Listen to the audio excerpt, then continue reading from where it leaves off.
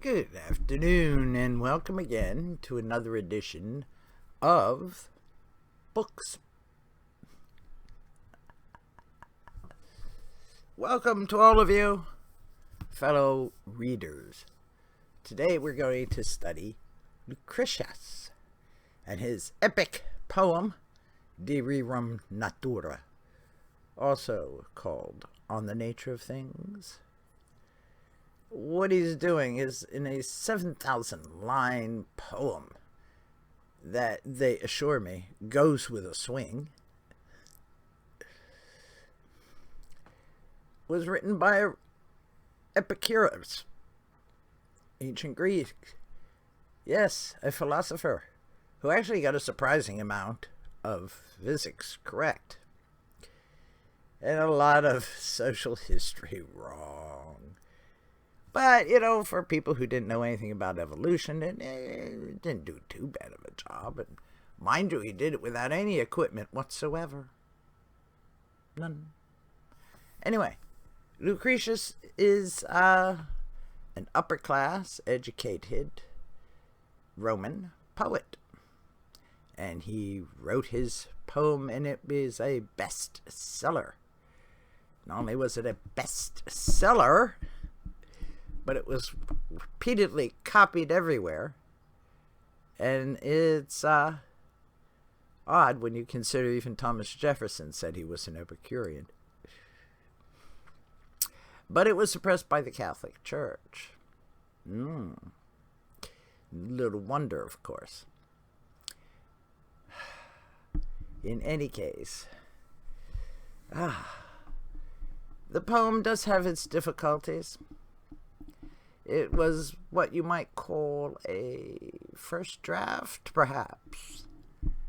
However, life is short sometimes. And if you're opting for an epic sort of poetry, you're going to have to really stick with it and get it done and published before your life ends. And life was rather short back then. So, any case, I'm reading it. Sometimes you just want to reach out and smack the man. Take a pick. Either Epicurus or Lucretius. Silliness. But for a guy who didn't know anything, basically, other than, yes, of course, everything has to be made out of atoms, naturally. But he didn't mean, electrons, neutrons, and protons. What he was referring to were the basic building blocks beyond that. Not only the fermions, but the bosons and quarks and things of this nature. That's what he's talking about. But, chemists took the name over, so what you gonna do? In any case, I'm reading the Loeb Classic Library edition taken from the Oxford University Press. Not Oxford. Oh, God, Catherine, get it right for once. Harvard. Yes, Harvard. Harvard University Press. But yes, we're going to have some words, he and I, when we're both searching for congenial shades on the outermost circuit of hell. According to Dante, of course. Maybe I'll meet Christopher Hitchens there. That'd be great. Yes, but his physics, atoms, and swerve, well, what could that be other than the uncertainty principle?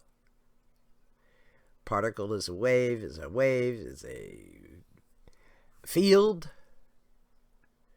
We're all into fields now. This is quantum mechanics here.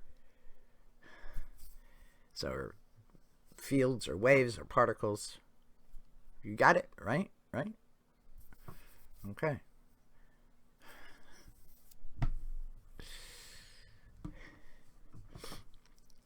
Yes, so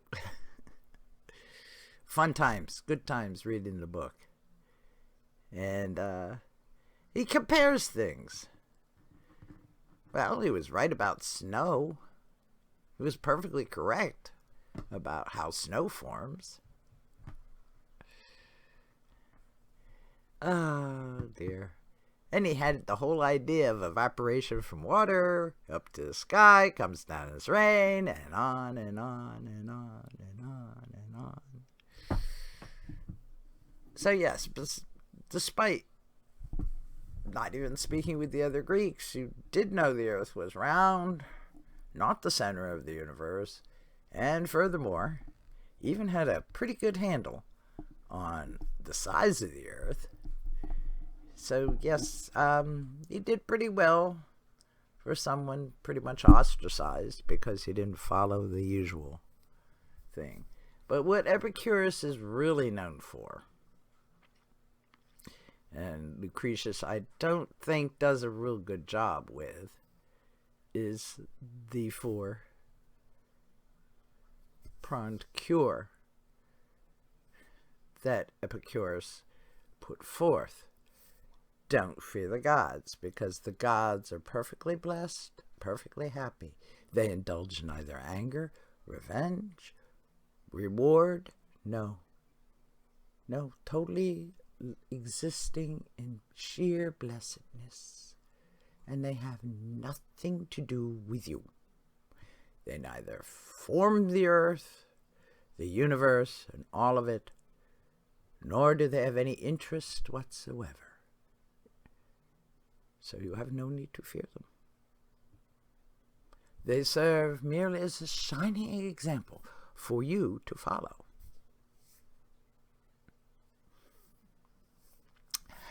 Number 2, don't fear death. Why? Because you don't exist. You don't feel anything. There is none of this judgment stuff. Stop wasting time. No, you simply cease to exist. And it was just like before you were born. You didn't exist then. And soon, as your life is older, you won't exist then either. You have this amount of time. There you go. Do the best you can with that.